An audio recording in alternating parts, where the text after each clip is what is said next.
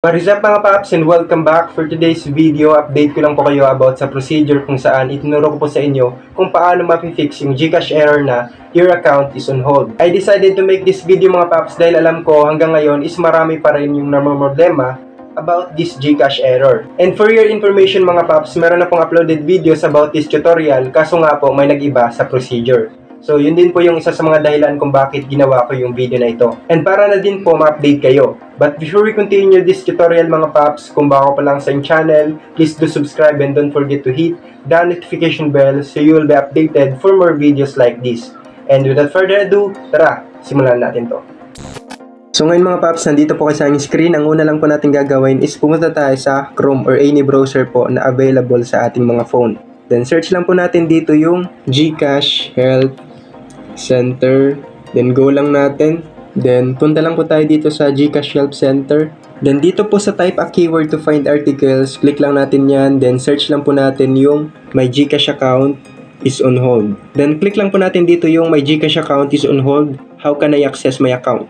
Then dito po mababasa yung mga reasons kung bakit nahuhold yung ating Gcash account. So first po dyan is ito, inactivity, or if your Gcash basic account hasn't been fully verified in last 12 months, it will be deactivated. So it means po, in the last 12 months, kailangan fully verified na po yung inyong Gcash account from the day po na nag-register kayo kay Gcash. Yung second reason po is yung invalid information. So nangyayari po ito kapag yung mga documents na pre-provide natin sa ating pag full verify ng ating Gcash account is not valid or not real. So kailangan po lahat ng information na i-provide natin kay Gcash sa pag full verify ng ating Gcash account is lahat valid. So yun po yung i-make sure natin. Third naman po is yung illegal use. Dito naman po is yung mga inappropriate activities na ginagawa natin. So hindi po ina-allow yun ni Gcash. Next naman po is yung legal orders. So nangyayari po ito kapag may na-receive si Gcash na instruction from government agency na ipa-hold yung inyong Gcash account. And lastly po is yung inactive wallet. So kailangan po sa loob ng 6 months kailangan nagkaroon ng laman yung inyong Gcash account or kailangan may transaction kang ginawa sa inyong Gcash account. Dahil kung hindi, i-consider po yun ni Gcash na inactive account. Ngayon, pag-uusapan naman po natin yung mga possible solutions. So, dito po mga paps, meron po tayong 3 possible solutions. First po yan is yung related sa account deactivation. So, kapag may na-receive ka pong email about sa account deactivation, ito po yung gagawin mo. Click mo lang tong click here to ask for help. Then, mariredirect ka po dito sa submit a ticket. Dito po ilalagay mo lang yung email address mo kay Gcash, yung Gcash registered full name. Then, select mo lang yung country kung saan ka nakapag-register ng Gcash account, then yung ating Gcash mobile number. Then ilalagay mo din po dito yung inyong date of birth, then what was the email registered to your old account. So ilalagay nyo lang dito yung inyong email address na registered sa inyong Gcash account. Same lang po yan dito sa nauna. Next po nyan is click mo lang tong box para ma-check, I have uploaded my valid ID and selfie holding the valid ID below. Dito naman sa box mga paps, or sa please share what happened or add other information about your concern, pwede nating ilagay yung ganito. My Gcash account was put on hold due to account deactivation. Please help me to fix it. Thank you. So, pwede nyong gayahin yan mga paps or pwede kayong gumawa ng sarili nyong message. It's up to you. Then, dito naman sa baba, dito naman natin i-add or i-drop yung ating valid ID tsaka yung selfie holding the valid ID. So, click mo lang tong add file or drop files here. Then, media picker. Then, ma-redirect na po kayo sa albums. Then, select nyo lang po dito yung picture ng inyong valid ID tsaka yung selfie with your valid ID. Then, after nyo pong ma-upload yung inyong valid ID tsaka yung selfie with your valid ID, click mo lang tong submit. Then after nyo pong makapag-submit ang ticket, is monitor nyo po yung inyong email or inyong Gmail dahil dun po mag-response si Gcash para po i-update kayo about sa status ng inyong concern. Bali may i-assign po si Gcash na isang agent na siyang mag-a-assist po sa inyo para ma-unblock na yung inyong Gcash account. So ganun lang po yung procedure if na-hold yung inyong Gcash account due to account deactivation. Ngayon mga paps, proceed tayo sa pangalawang procedure. Ito naman po yung Gcash account was put on hold due to routine verification. So kapag ganito po yung case nyo, try nyo din pong i-check yung inyong Gmail, pati na rin po yung inyong SMS if may ganitong message. Hi, your Gcash account was put on hold due to routine verification. So kung meron nga mga paps, ito yung kailangan mong gawin. And ito na rin po yung mga requirements na kailangan mong i-prepare. So first po is yung front and back photos of 2 valid government issued IDs. Next naman is yung photo of your signature on paper. Then proof of income like your income tax return or payslip if employed, business registration if self-employed. Then lastly is yung proof of billing like utility bill or rental statement. So yan po yung mga requirements na kailangan nyong i-prepare if ganito po yung case nyo. Ngayon, para ma-submit yung lahat ng documents na yan, click mo lang tong click here to submit. Then mariredirect ka na agad dun sa submit a ticket ulit. Dito po, same process lang. Ilalagay mo lang yung inyong email address na registered sa inyong GCash account. Then yung inyong GCash registered full name. Then select the country. Then yung inyong GCash mobile number. Then dito sa your account type, select lang natin dito yung Filipino citizen 18 years old above with PH SIM. Click mo lang yan. Then sa birth date, syempre lagay mo lang yung inyong birthday. Then birthplace. Then dito sa current or permanent address or zip code, lagay nyo lang yung inyong permanent address. Then nationality,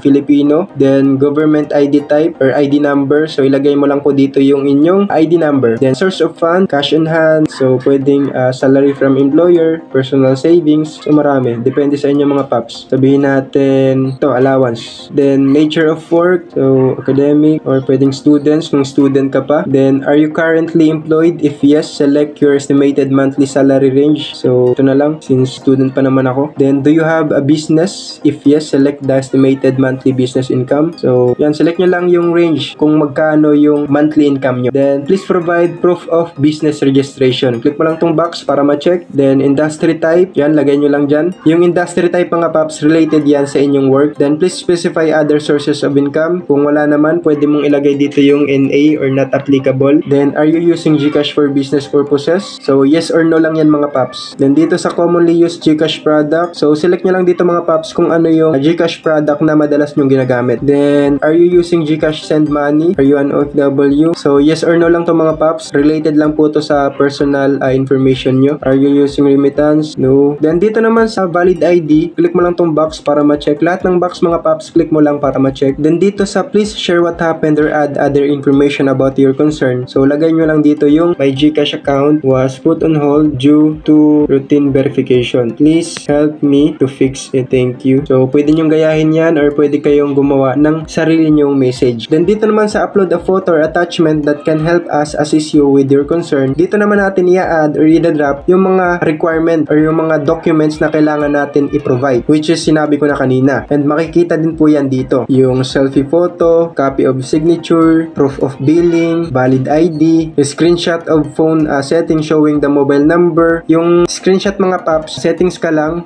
puntahan mo lang yung settings or itong mobile data, long press mo lang. So kung anong mobile number yung ginamit mo kay GCash, let's say for example itong pangalawa, yan, screenshot mo lang, then isasama nyo din po yan doon sa ating mga requirements, so yung mga documents na kailangan yung isubmit. So lahat po yan is dito i-upload. Pag kinlik mo tong add file or drop files here, then click mo tong media picker, then mariredirect na po agad kayo doon sa ating albums. So select mo lang po yung mga picture ng inyong mga documents. So after nyo pong ma-select, click mo lang tong submit. Then after nyo pong makapag-submit ng ticket, monitor nyo po yung inyong Gmail dahil doon po kayo i-update ni GCash about sa status ng inyong concern. Then tutulungan po nila kayo para po ma-unblock na yung inyong GCash account. So ganun po yung procedure if na-hold yung inyong GCash account due to routine verification. Ngayon proceed na tayo sa last procedure. So yung last procedure natin mga paps, ito po yun. Chat with Gigi for more assistance. If wala po kayong na-receive na SMS or email from GCash regarding po sa reason kung bakit na-hold yung inyong GCash account, ito po yung gagawin nyo. And kailangan nyo din pong i-prepare yung mga requirements na to. First, photos of 2 valid government issued IDs. Next, a selfie with the IDs. Lastly, screenshot of your phone or SIM settings showing your GCash registered number. So yung screenshot, ginawa na natin yan kanina. So ngayon, ituturo ko na sa inyo kung paano gawin tong procedure 3. So back lang tayo, back lang ulit, and click lang natin dito yung, pag nandito na tayo sa ganitong page, click lang natin dito yung chat with Gigi. Dito kay Gigi mga paps, message lang natin yung account on hold. Send lang natin, then click lang natin tong show form, then need lang natin ilagay dito yung ating GCash registered name, then yung ating GCash registered mobile number, then yung ating GCash registered email. After nyo pong malagay mga paps, send lang natin, then return to chat. So as you can see mga paps, ito po yung reply ni Gigi. I see that you have an active account. Please try to log in again after 15 minutes. So ito yung reply niya since hindi naman talaga na put on hold yung aking GCash account. Pero mag-iiba po yung reply niya once na talagang na on hold yung aking GCash account. Tulad ng case nyo. So dito mga paps, kung ganito yung case nyo, kontakin nyo na lang po ako sa aking Facebook page. Ilalagay ko na lang din po sa comment section yung link ng aking page para po makontak nyo ako and para po mag-guide ko kayo if ever na ganito yung case nyo. Basta make sure nyo lang mga paps na prepare prepared na po yung inyong mga requirements para po mabilis yung process. Ulitin ko lang po yung mga requirements for this case. So kapag ganito yung case nyo mga paps, ito po yung mga requirements na kailangan nyong i-prepare. Photos of 2 valid government issued IDs, selfie with the IDs, and yung screenshot of your phone or SIM settings showing your GCash registered number. So yan po yung mga requirements na kailangan nyong i-prepare para po ma-fix yung ganitong GCash error. And yun lang po yung 3 procedures na ma-share ko sa inyo. And siguro po hanggang dito lang din po ang video na ito. Sana kahit papaano is nakatulong. Have a nice day. Thank you and goodbye. Peace out.